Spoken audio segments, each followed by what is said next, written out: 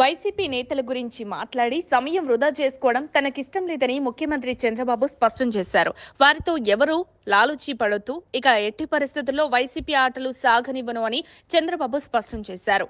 రాజకీయాలను కలుషితం చేశారు. వారి గురించి మాట్లాడడం టైం వేస్ట్. రాజధానిని సర్వనాశనం చేశారు.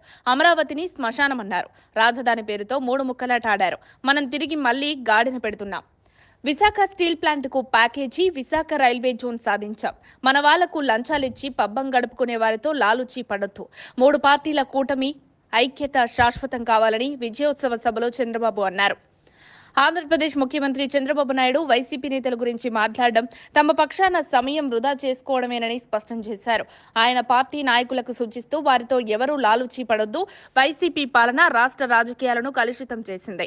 మన వాళ్లకు లంచాలిచ్చి తమ ప్రయోజనాలు నెరవేర్చుకోవాలని చూస్తున్నారు.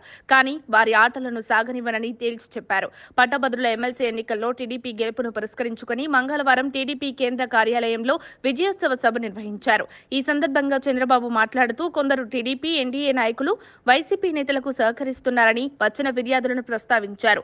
ఎన్డీఏ నేతలు తమ కార్యకర్తల కోసమే పనిచేయాలని సూచించారు. అమరావతి రాజధాని విషయంలో వైసీపీ ప్రభుత్వం చేసిన చర్యలను చంద్రబాబు తీవ్రంగా విమర్శించారు.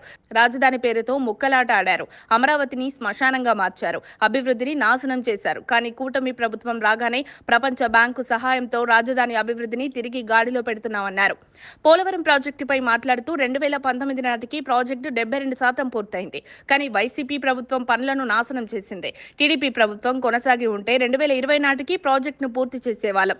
వైసీపీ వైఫల్యం వల్ల డయాఫ్రామ్ వాల్ ధ్వంసమైంది. దీనివల్ల నేనెంతో బాధపడ్డానన్నారు.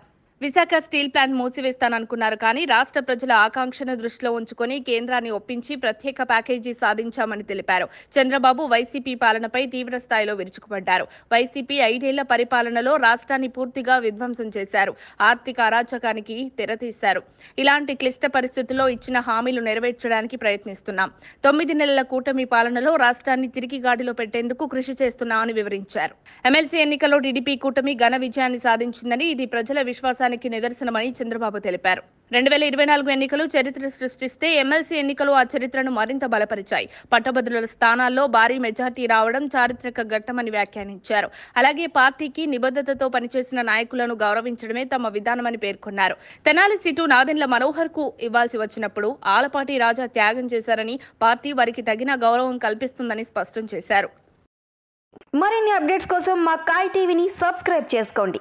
మా వీడియో కనుక మీకు నచ్చినట్లయితే లైక్ చేయండి, షేర్ చేయండి. మీ విలువైన అభిప్రాయాలను కామెంట్ బాక్స్లో తెలియజేయండి.